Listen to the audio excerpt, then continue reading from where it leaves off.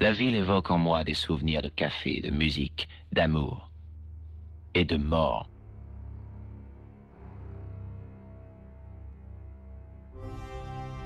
Et bonjour à toutes et à tous, j'espère que vous allez bien. C'est un jeu que j'apprécie énormément, les Chevaliers de Baphomet. Je l'ai fait à plusieurs reprises sur PS1. C'est un point and click, remis au goût du jour, on dirait. J'ai acheté les 5. Voilà, je laisse découvrir d'abord la cinématique. Et après, j'aurai certaines choses à vous dire et à vous annoncer. Des choses qui ne seront pas faciles pour moi.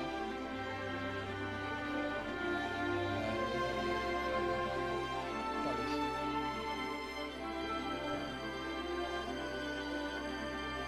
J'ai malheureusement été bloqué hier soir.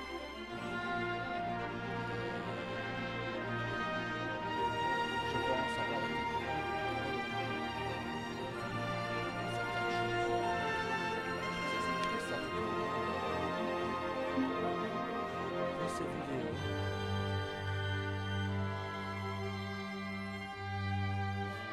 On va faire par partie.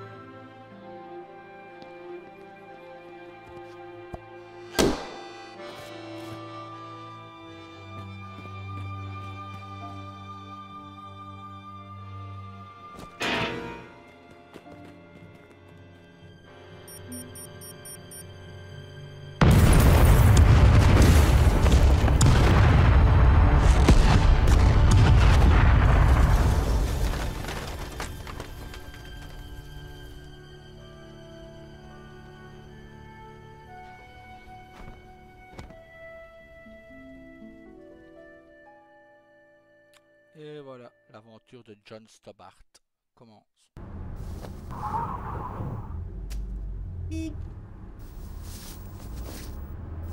Alors que je me relevais, tout ce que je pouvais entendre, c'était le bourdonnement lointain des voitures. La vie continuait autour de moi, mais cette explosion allait bouleverser mon existence.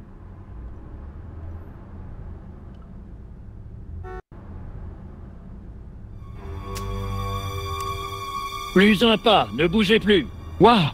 Ne tirez pas, je suis innocent, je suis américain. Vous n'arrivez pas à vous décider, visiblement. Je demande à voir le consul américain. Jetez vos armes, face contre terre. Rangez-moi ça, sergent Mou. Désolé, monsieur, mais vous ne pouvez pas quitter ces lieux.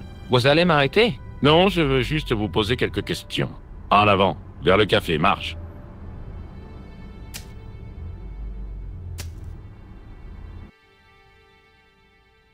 Quel désastre. Cet attentat est scandaleux. Arrêtez ça tout de suite. Arrêtez de retenir votre respiration. Mou, vous avez envisagé la possibilité que cet homme soit mort? Tout à fait, monsieur. Mais je préfère regarder le bon côté des choses. De plus, je connais un cas où le criminel s'en est tiré en faisant semblant d'être mort. Toutefois, dans ce cas, vous avez raison. Cet homme est mort. De toute évidence, le tueur le connaissait. Combien de fois dois-je vous rappeler de ne pas faire de conclusions prématurées? Tout ce qu'on sait, c'est qu'il est mort. C'est une supposition logique. Un grand détective ne fait aucune supposition. Prenez Maigret, par exemple. Mais c'est un personnage de roman. Il n'existe pas plus que Tintin ou Poirot. Ce n'est pas pareil, Mou.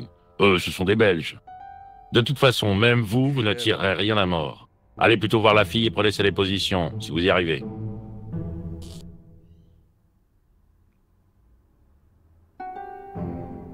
Et maintenant, passons aux choses sérieuses.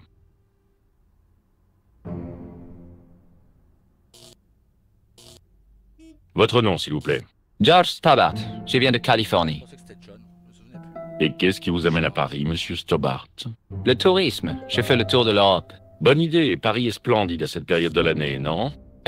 Oui, je suppose, si on oublie les attentats. Vous étiez près du café au moment de l'explosion. Oui, j'étais en terrasse. J'ai eu de la chance d'en échapper. L'inspecteur ne fit aucun commentaire sur ma remarque. Vous avez vu la victime entrer dans le café? Oui, Il était seul? oui. Il vous a dit quelque chose? Non, il était plus intéressé par la serveuse. Les dessins sont beaucoup... Vous avez remarqué quelqu'un d'autre dans le café? Oui, il y avait ce type habillé en clown. Il portait un accordéon. Un accordéon. Bien. Les choses commencent à prendre forme. Mais ce n'est pas beau à voir. La fille va bien, Mou? Elle devrait s'en tirer. Elle confirme la déposition de l'Américain. Un clown avec un accordéon. De toute évidence, un déguisement. Très bien. Eh bien, ça me paraît suffisant. Que voulez-vous dire? Vous ne savez rien, et c'est très bien comme ça. Vous êtes libre. J'espère que ce petit incident ne va pas bouleverser vos vacances. Et ma sécurité personnelle, alors? Vous ne me donnez même pas un conseil? Si, restez vigilants et faites attention aux personnes louches. Et ne traversez pas tant que le petit bonhomme n'est pas vert. Tu parles de conseil? Non, sérieusement, je pense que vous n'êtes pas en danger. Si vous vous souvenez de quelque chose d'important, contactez-moi. Voici ma carte.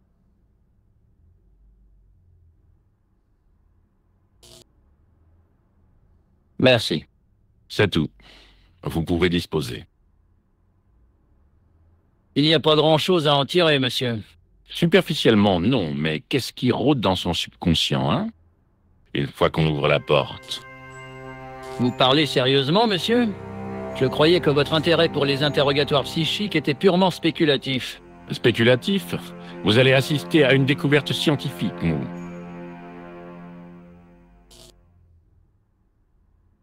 D'accord, ils se foutaient des Belges, mais là, les films, c'est vraiment les Français pour des cons.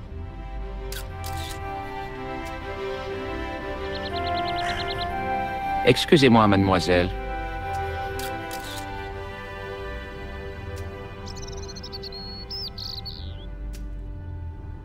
Allô, je m'appelle George Stabat. Vous êtes américain, si j'en juge par l'accent. Oui, c'est exact. En vacances à Paris. Et quelles vacances, hein? Vous étiez là quand l'attentat a eu lieu? Et pas qu'un peu. J'étais à la terrasse du café. Vous avez remarqué un homme d'âge moyen, à peu près 50 ans, avec un chapeau et un impair? Je n'arrivais pas à le croire. Elle ne m'avait même pas demandé si j'allais bien. Oui, il est entré dans le café juste avant que la bombe explose. Ce n'était pas un parent à vous, j'espère. Ah non, pas du tout. Je suis Nicole Collard de La Liberté. Qu'est-ce que c'est? Une boîte de nuit? Non, c'est un quotidien. Vous êtes journaliste? Je suis photographe-reporter, je travaille en freelance. Dites, vous pourriez m'interviewer au sujet de l'attentat? Vous savez, un témoin oculaire, ça a de la valeur. Quelques minutes après l'attentat qui a ébranlé Paris. Vous savez, du sensationnel, du vécu, ce genre de choses. Merci, mais je me contente de la réalité. Est-ce que vous avez vu qui a déposé la bombe? Je sais que ça a l'air ridicule, mais il était habillé en clown. Oh, c'est pas vrai, encore lui?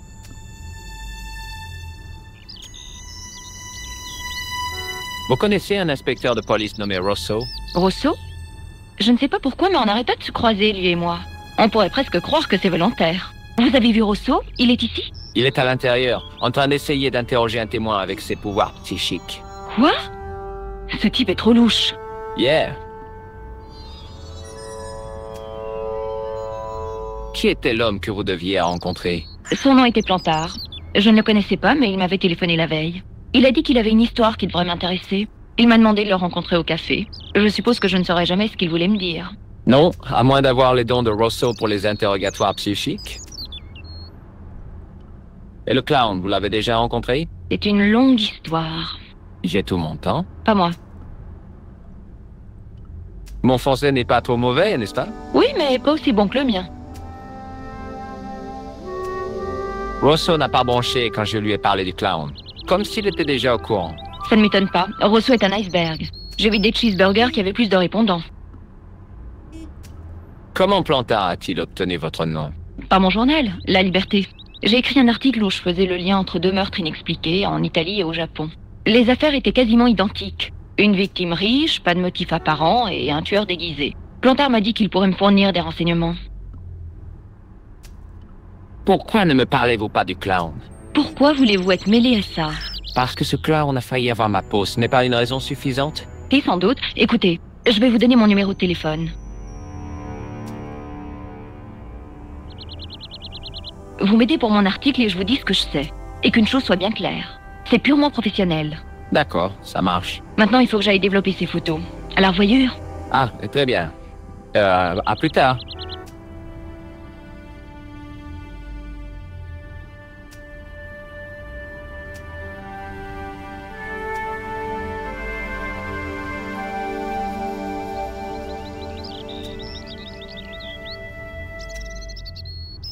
J'ai envisagé de ramper sous le parasol pour prétendre que rien de tout ceci n'était jamais arrivé.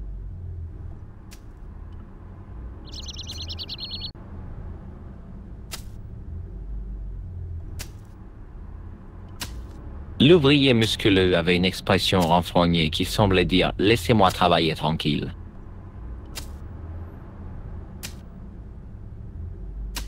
Salut, vous avez une minute? Je croyais que vous avez arrêté. Non, c'était un malentendu. Quand il a sorti son pétard, j'ai cru que c'était bon. Ces automatiques, ils font de sacrés trous, vous savez. Il s'est trompé, il m'a pris pour un terroriste. Vous? Terroriste? Je suppose qu'il ne faisait que son devoir. Vous avez vu un type avec une mallette et un chapeau? Ouais, ce vieux blaireau. Vous savez ce qu'il m'a dit? Il me fait... Le travail manuel me fascine. Je pourrais rester là toute la journée. Qu'abruti. J'aurais pu l'assommer. Vous avez reconnu l'homme au chapeau? Non, pourquoi? Il est connu? Je suppose qu'il l'est maintenant. Il s'appelait Plantard. S'appelait? Et il est mort alors? Oui. C'est triste. Maintenant, je me dis que j'aurais pas dû l'appeler comme ça. Si je pouvais revenir dans le passé, si j'avais pu être plus tolérant. Les regrets et les remords sont vraiment des sentiments étranges. Ils font de vous les pires cabots de seconde zone. Vous avez vu un clown passer par là? Un clown? Comme dans un cirque? Ouais, maquillage blanc, gros nez rouge. Qui sont drôles ces types-là. Pas tant que ça. J'adore le cirque. Surtout les chevaux. Vous ne m'avez pas répondu. Vous avez vu un clown? Vous pensez que j'ai que ça à faire? Regardez les passants. Certains doivent travailler pour vivre. Écoutez, je sais que vous êtes débordé, mais un clown, vous l'auriez remarqué, non? Je vous l'ai dit, j'ai rien vu. Il portait un pantalon multicolore et un maquillage. Il aurait été assez miteux comme clown si c'était pas le cas. Écoutez, je dois retrouver ce clown, c'est un meurtrier. Vous êtes qui d'abord? Un flic? Non, bien sûr que non. J'ai l'air d'un flic? Probablement pas. Comment savez-vous que ce type est un tueur? Vous l'avez vu faire? Vous n'avez pas entendu l'explosion? Il a fait sauter le café. C'est le clown qui a tué l'homme? Oui, il a fait exploser avec une bombe cachée dans un accordéon. Saloperie. Pourquoi a-t-il pris la peine de se déguiser en clown? Qui peut comprendre la logique d'un esprit criminel? Je suppose que c'est la conséquence de profonds problèmes psychologiques. Ou bien un sens aigu du spectacle. Bon, je dois y aller. C'est pas moi qui vous retiens. Il nous a donné un indice en disant qu'il était fan de chevaux. On va revenir en arrière. Faut que je me souvienne parce que ça fait hyper longtemps que j'ai pas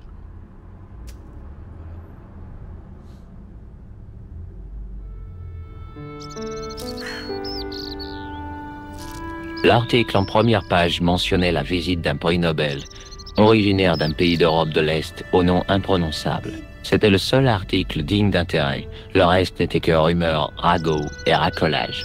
Puis, je remarquai une inscription en bas de la page. C'était écrit « Salah al-Din, 1345 ».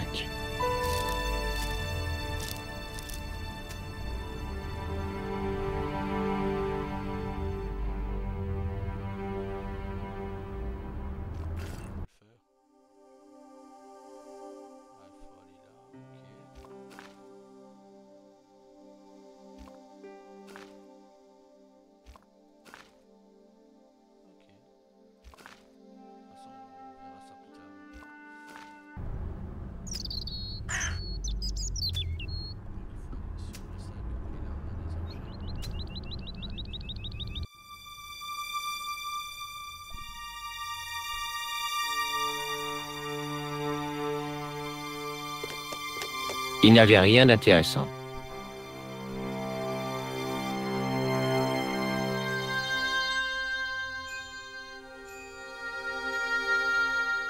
J'essayais de soulever la plaque avec mes doigts, mais rien ne bougeait.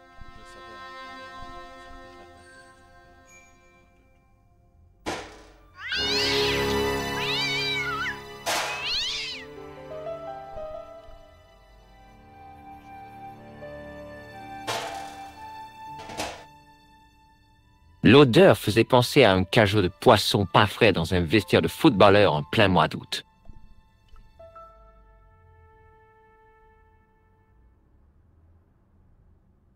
J'inspectais les boîtes. Elles étaient détrempées, vides et sentaient mauvais.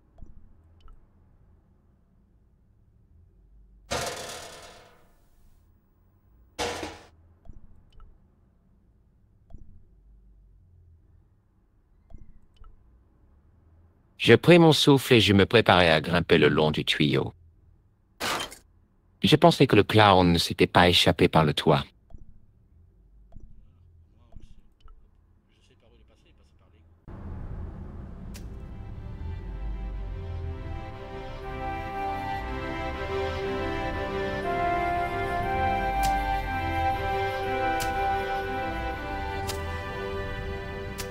Et vous?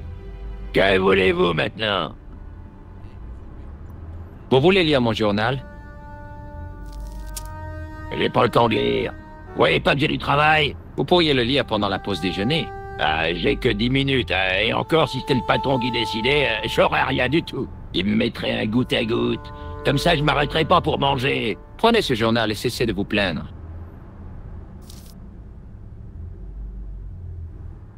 Non, mais regardez-moi ces fichus gauchistes. Sauvons les dauphins. Moi, je dis, attrapons-les et bouffons-les. Tout ça pour des stupides poissons. Ah, ça, c'est plus intéressant. Non, mais regardez la taille de ces 2 ballons de rugby. Ah, qu'est-ce que c'est? Salah Al-Din qui court dans le prix de l'Arc de Triomphe? C'est une course hippique? Épique, oui. Ce cheval est une légende. C'est Bucéphale réincarné.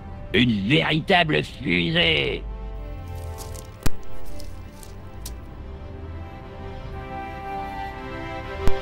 Soyez sympa, surveillez mon trou. Il faut que j'aille mettre de l'argent sur ce canasson.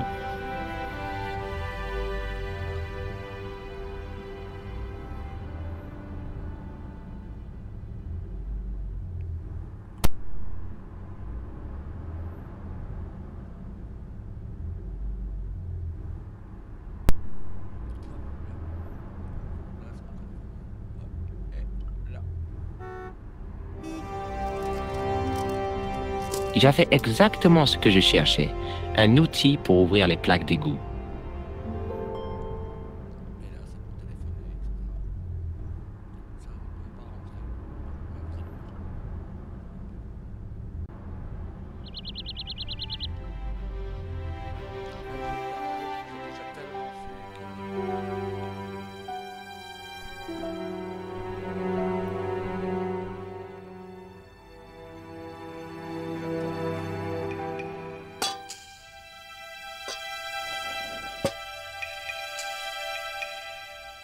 Je soulevais la plaque et je pouvais voir, ou plutôt sentir, l'entrée d'un égout.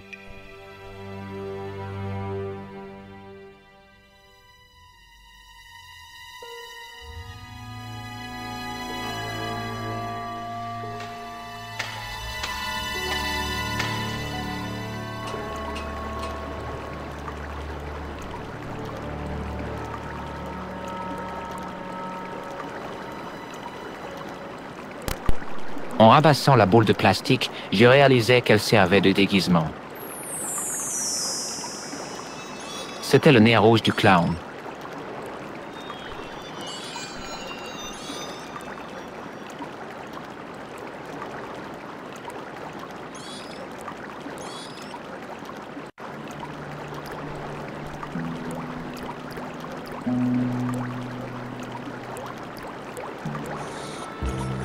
Je ramassais le mouchoir, il était froid et gras.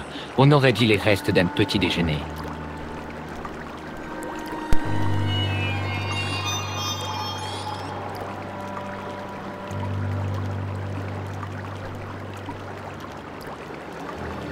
Je saisis l'objet accroché à la pointe du barreau.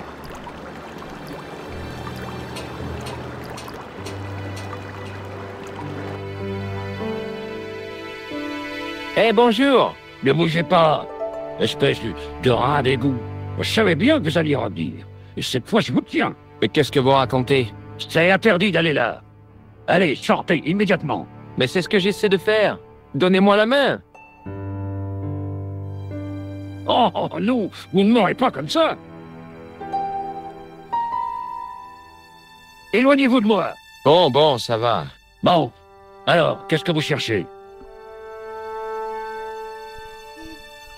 J'ai cherché un clown. C'est ridicule. Et vous croyez que je vais gober un truc pareil? Il a posé une bombe dans le café et tout a explosé. Quoi? Le café a explosé? Mon Dieu, c'est terrible. Et vous dites que le terroriste était habillé en clown? C'est ça, il a fait exploser le café puis il s'est échappé par les égouts où il a changé de vêtements, après quoi il est ressorti par ici. Mon Dieu. Mais alors, l'homme que j'ai poursuivi, vous pensez que lui et le clown sont la même personne? Oui, c'est possible. Mais ça n'explique toujours pas ce que vous fabriquez dans les égouts. Si ça se trouve, vous êtes de mèche avec lui. Mais non, je suis un simple touriste. La plupart des touristes se contentent de la tour Eiffel, du Louvre ou de Pigalle. Je ne pensais pas que mes tuyaux d'évacuation étaient aussi cotés.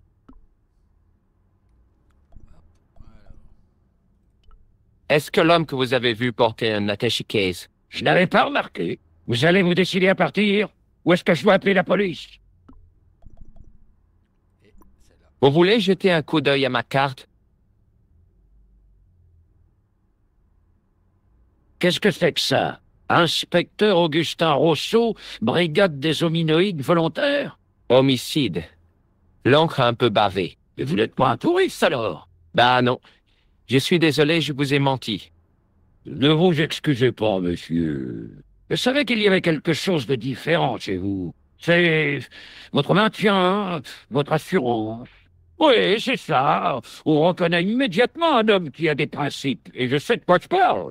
J'ai fait l'armée, vous savez. Quand j'avais votre âge, je combattais pour ma vie, au plus profond du désert africain. En quoi puis-je vous aider, inspecteur? Reprenons à partir du début. Et n'oubliez aucun détail. Est-ce que l'homme que vous avez vu porter un attaché case? Mais oui, en effet. Il le tenait contre lui comme un bébé. Ça appartenait à sa victime. Qu'est-ce qu'il y avait dedans? De la drogue? Des bijoux volés? Je ne sais pas, mais le tueur pense que ça valait la peine de tuer quelqu'un. Rien ne possède assez de valeur pour ça, monsieur. Vous connaissez la serveuse de café? Vous n'allez pas la suspecter, quand même. Répondez seulement à ma question, s'il vous plaît. Oui, je la connais. Assez bien, même. Elle a commencé à travailler au café il y a 6 ou 7 mois. J'attends avec impatience le bien-être qu'elle me donne chaque semaine. C'est vrai? Alors elle vous manquerait si elle n'était plus là? Mais oui! Qui d'autre me couperait les ongles des pieds? Est-ce que le nom de Plantard vous dit quelque chose? Non, monsieur. Qui est-ce? L'homme qui a été tué dans le café. Je vais trouver qui est le coupable. Je le retrouverai même si je dois fouiller tous les recoins de tous les égouts d'Europe. Bravo! Parlez-moi de l'homme que vous avez intercepté. Oh, c'était un dur, celui-là, monsieur. Il m'a coincé le bras, son visage pressé tout à coup contre le mien. Il avait une pointe de fer, mais il ne savait pas à qui il avait affaire. Ah non, il a fait une grave erreur en s'attaquant à l'une des hyènes du désert. Oui, je vois le tableau. Est-ce que cet étoffe vous rappelle quelque chose? C'est le même tissu que la veste que j'ai trouvée. Ouais, je reconnaîtrais ce motif n'importe où. Et pour ce qui est de la veste que vous avez trouvée, vous l'avez encore? Non, monsieur. Une des manches était déchirée, alors je l'ai donnée à réparer. C'est dommage, parce que c'était un beau vêtement. Il y avait même une étiquette avec le nom du tailleur dessus. Où avez-vous envoyé la veste? Je l'ai donnée à une couturière bohémienne itinérante. C'est bien ma chance. Il y avait quelque chose dans les poches de la veste? Pas un sou. Vous savez ce que je pense? Non, quoi? Je pense qu'il a enlevé ses habits de clown et qu'il s'est habilement déguisé en personne normale. Je vois que vous avez un sacré esprit de déduction. Quel était le nom sur l'étiquette? C'était un nom étranger. Todrick, je crois. Il y avait une adresse? Il n'y en avait pas, seulement un numéro de téléphone. Dommage qu'il soit impossible de retenir un numéro de téléphone qu'on a vu seulement une fois. 74 98 08 59. Vous êtes sérieux? C'est son numéro de téléphone? Tout à fait. C'est un petit truc que j'ai appris dans le désert. C'est un chef Touareg qui m'a appris cette technique. C'est incroyable. C'est assez pratique au supermarché. Est-ce que j'ai droit à une récompense? L'honnêteté est une récompense en elle-même. Alors je suis content de ne pas avoir à compter sur l'honnêteté pour payer mes factures. Il faut que j'y aille. Merci pour votre aide. Grâce à vous, les habitants de Paris pourront dormir tranquilles ce soir. Vraiment? Je n'essaie que mon travail, monsieur. Bonne chance, inspecteur. J'espère que vous attraperez vite le tueur. Je vais vous laisser sortir.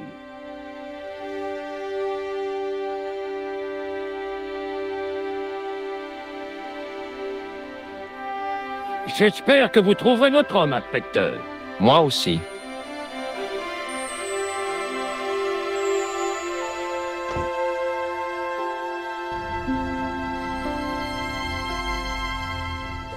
Et là, je vais vous dire les choses que je devais vous dire.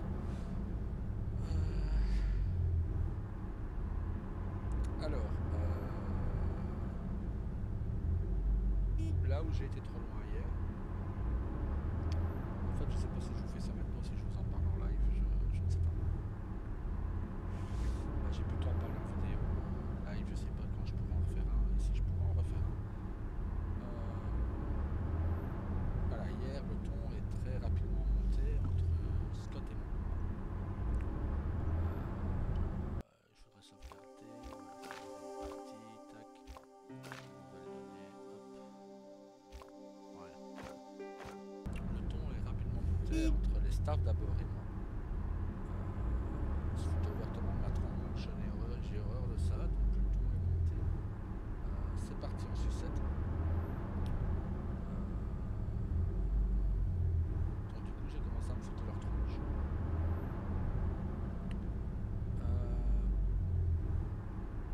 À un moment, Scott est intervenu parce que l'un des staffs, Scott et Vanessa sont intervenus assez méchamment d'ailleurs. L'un des staffs a dit, bah, au pire s'il casse les couilles, bah, on fera rentrer ses amis quand il sera plus là.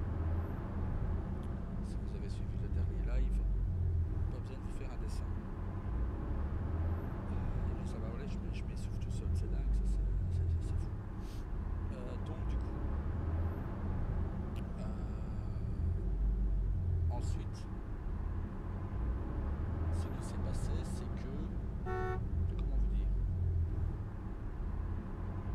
on rigolait, on était à 3 en vocal, il y avait Scott, Vanessa, ma femme nous avait rejoint. On rigolait tous ensemble, enfin tous les quatre. Et à un moment, bah, je dis à Scott, ben voilà, voilà, je suis désolé d'être casse-couille avec ça. Et voilà, tu es au courant de la situation. Qu'est-ce que je peux faire pour que eux rentrent plus vite? Et là, il a pété un câble en disant que personne ne rentrerait plus vite. Mais il a levé la voix, ce qu'il ne faut pas faire avec moi. Donc ça a gueulé, c'est parti méchamment en sucette, ça n'a pas été beau à voir. Vanessa a quitté le VOC, ma femme a quitté le VOC, que l'on s'engueulait encore.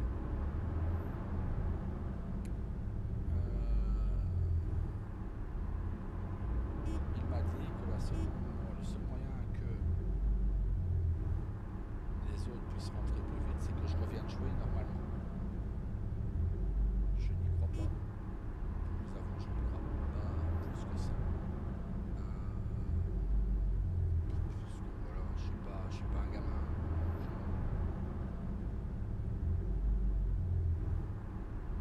Mais là où j'en suis, je n'ai